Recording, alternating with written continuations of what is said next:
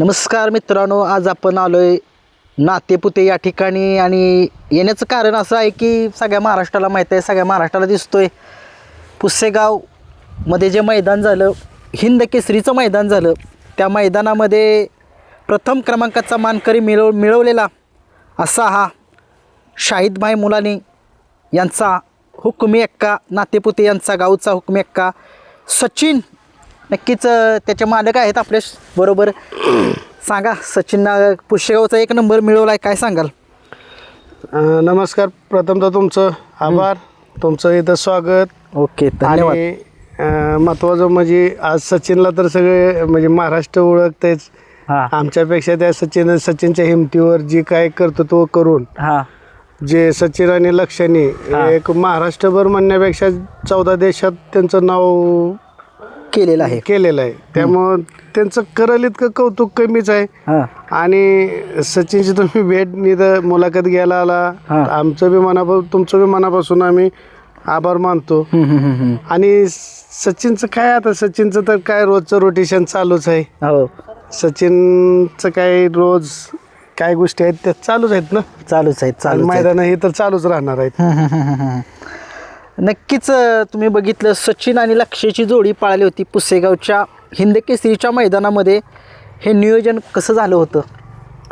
आता हे नियोजन महत्त्वाचं म्हणजे आपण प्रथमतः गाडी वडकी हिंद केसरीच्या मैदानाला पळवलेली. आणि वडकीच्या हिंद केसरीच्या ठिकाणी आपण एक आदत वस्त्र म्हणजे एक आमचे बल्लाळ सर आहेत, बर, त्यांच्या माध्यमातून आपण एक आदत वासरं, का तर काही गोष्टी असते त्या आदत वासरू म्हणलं का थोडंसं पायऱ्याला अडचणी येते. आणि एवढ्या मोठ्या दिग्गज मैदानात अजून हिंद केसरीच्या मैदान म्हणलं तर थोडंसं ते हेच असतं ना, जरा लोकांचा म्हणजे वेगळा असतो. वर्ष घालवते त्या मैदानासाठी, हिंद केसरीच्या मैदानासाठी. बरोबर. आणि एक वासरू पळवणं, आदत वासरू बरोबर मोठ्या बैलावाल्यांनी पळणं, बरोबर, आपल्याला पण त्यांची म्हणजे ते आपल्यावर विश्वास ठेवू शकत नाही लहान वासरांवर. मग त्यावेळेस आपलं बल्लाळ सरांचं एक म्हणणं आलं की काय नाही, आज आपण नाही आपल्यावर कोणी विश्वास ठेवत तर आज आपली आदत वासरच दोन पळवू आपण. आणि त्या माध्यमातून आपण बल्लाळ सरांच्या शब्दाला यश आलं. बल्लाळ सरांच्या नियोजनात काहीतरी जो म्हणजे एक हे होता. आणि बल्लाळ सरांनी ते करून दाखवलं तिथं वासराच्या माध्यमातून. बघितलं, सगळ्या महाराष्ट्रानं बघितलं. आणि त्या ठिकाणी गाडी पळाली, त्या ठिकाणी 2 नंबर आपण वडकीत केला. मग त्या ठिकाणी जोश अजून वाढला सचिन बद्दल आणि लक्षाबद्दल आज. आणि त्याची आपली सचिनच्या आणि लक्षाचे चाहत्यांची एकच इच्छा होती की हीच जोड आम्हाला पुसेगाव मध्ये पळताना दिसावी म्हणून. बरोबर आहे. आणि त्या चाहत्यांसाठी आम्ही पुसेगाव मध्ये बी एवढ्या मोठ्या मैदानात पण रिस्क घेतली रिस्क. आणि सचिनने आणि लक्षाने आपल्याला कुठंच कमी पडू दिलं नाही त्या ठिकाणी. ना त्यांच्या चाहत्यांना कमी पडू दिलं, ना मालकाला कमी पडू दिलं, ना आपले बल्लाळ सर असतील त्यांना कमी पडू दिले. बरोबर. म्हणजे त्यांनी एक त्यांची व्यवस्था अशी म्हणजे त्या दोघांच्या हिमतीवर ह्या सगळ्यांना दाखवून दिलं की आम्ही कुठं पण कमी पडू शकत नाही. आदत असो या ओपन असो. नक्कीच सचिन या आदत वासराने एक इतिहास केला आहे महाराष्ट्रामध्ये. 14 देशामध्ये, महाराष्ट्रातच नव्हे तर 14 देशामध्ये ही बैलगाडा शर्यत बघितली जाते. आणि नक्कीच 14 देशामध्ये जिथे तिथे नाव सचिन आणि लक्षाचं आहे. कारण पण तसंच आहे. केसरीचं मैदान जे आहे तिथं गुलालासाठी खूप लोक संघर्ष करतात आणि तिथं 1 नंबर करणं म्हणजे काय सोपी गोष्ट नाही. काय सांगा? 100% सेवागिरी महाराजांचा आशीर्वाद म्हणा. आणि खरंच सेवागिरी महाराजांनी आमच्यावर एक मोठी कृपा केली म्हणावी लागेल. आणि सेवागिरी महाराजांचा मोठा आशीर्वाद सचिनवर, लक्षावर आणि शिवाय दोन्ही मालक म्हणजे या सगळ्यांवर त्यांचा मोठा आशीर्वाद लाभला आम्हाला. आणि हे म्हणजे सेवागिरी महाराजांचं मैदान करणं म्हणजे एवढं सोपं नाही. बरोबर. आणि त्या मैदानासाठी एक वर्ष अगोदर प्लॅन चालते. बरोबर आहे. आणि योगायोग असा की आम्हाला त्या मैदानात म्हणजे एक नंबरचं ओरिजिनल हिंद केसरीचे मानकरी आम्ही ठरलो. बरोबर म्हणजे आमच्या भूतो ना भविष्य, आमच्या ज्या आयुष्यात म्हणजे हे घडणं शक्य नाही आणि इथून पुढे घडेल याची पण बरोबर आहे हे नाही. परंतु आज जे काय घडलं ते आम्ही जीवनात कधीही न विसरणारी घटना आमच्या आयुष्यात घडली. आम्ही एक बैलगाडा मालक नौका असून ह्या नवीन क्षेत्राचं नवीन नादात होतो, तरी आज सेवागिरी महाराजांचा एवढा मोठा आशीर्वाद लाभला आम्हाला आणि आम्ही तिथे एक नंबर केला. आणि आज पुशेगावचं ओरिजिनल हिंद केसरी मानकरी आमचा सचिन बी झाला आणि त्याच्याबरोबर आम्ही बी गर्वाने मानताट करून सांगतो की आम्ही हिंद केसरी आहे. हिंद केसरी आहे. बरोबर आहे. नक्कीच तुम्ही बघितलं ज्यावेळेस सचिन ज्यावेळेस खाली पळण्यासाठी गटाला गेला, गट काढला, त्यावेळेस तुम्हाला असं काय वाटलं मनामध्ये की बायला गट काढलाय आपल्या सचिन, काय वाटलं तुम्हाला?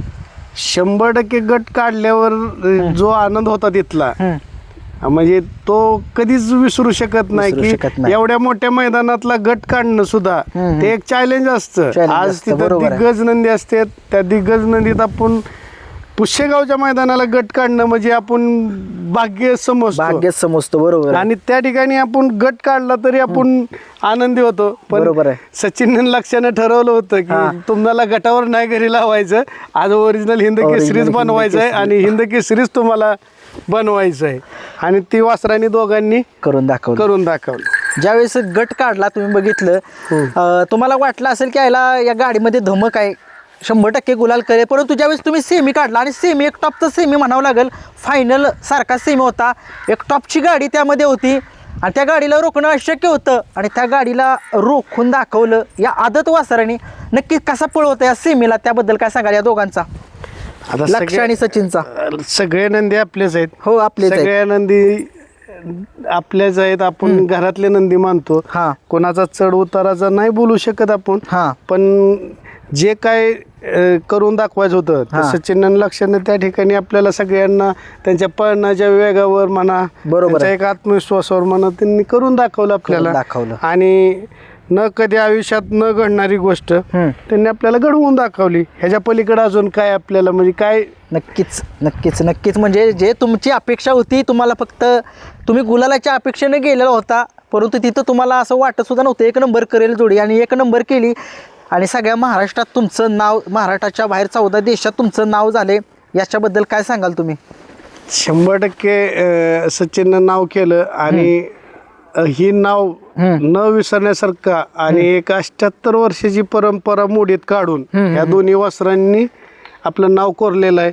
हे जोपर्यंत बैलगाडी क्षेत्र आहे तोपर्यंत सचिन आणि लक्षा हे पळतच राहतील. नाही पण त्यांचं नाव संबंध महाराष्ट्रामध्ये गाजत राहणार. बरोबर आहे.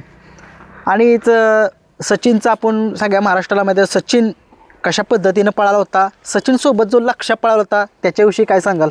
लक्ष हा चांगलाच बैल आहे. लक्ष हा एक नंबरातलाच बैल आहे. फक्त त्याच्या काय थोड्याशा चूक म्हणजे त्या हे आहेत, थोडं ईद राही जास्त ते, त्याच्यामुळं आम्हाला ते लक्ष पुशेगावच्या मैदानाला थोडंसं राजू पाटलांनी एक बाईट टाकली होती की पळणार नाही म्हणून. आणि त्यांचं बी खरं आहे ते का तर तो माणसात थोडासा हेच होतो. पण ते एवढा हे असताना आम्हाला वाटत होतं थोडंसं हे वाटत होतं की त्या पब्लिक मध्ये हा काय करतोय. बरोबर. परंतु त्याची तर एवढाच एक वीक पॉइंट आहे, त्याला पब्लिक जास्त असलं का त्याला त्या गोष्टी चालत नाहीत, किंवा तो थोडासा लय असा येडा इद्रा, म्हणजे त्याला नावच आहे येडा लक्ष म्हणून.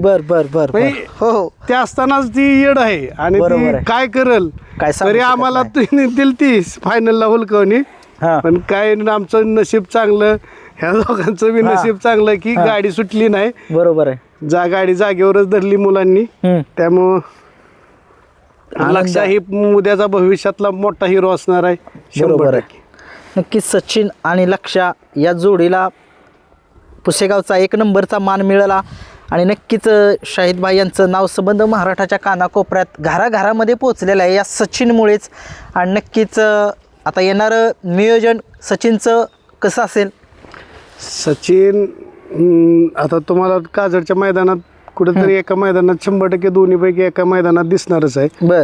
आणि सचिन चांगल्याच बैलात पळणार आहे ते बरोबर काय आहे. शंकाच नाही. त्यामुळं सचिन उद्या तुम्हाला चांगल्या ह्याच्यात दिसेल.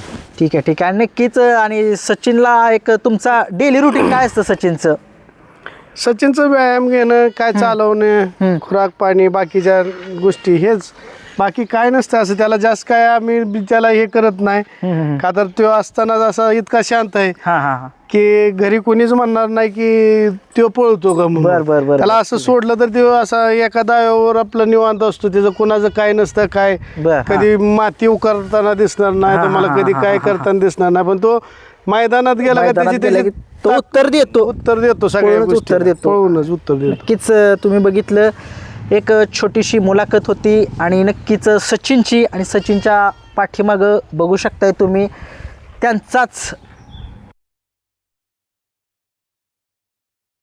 बघू शकताय. हा सुद्धा नंदी मैदानामध्ये असतो, कायम गुलालामध्ये असतो. आणि नक्कीच या बैलगाडा क्षेत्रामध्ये एक खूप मोठं नाव झाले संबंध महाराष्ट्राच्या कानाकोपऱ्यात या सचिनने केलेलं आहे शाहिद भाई यांचं.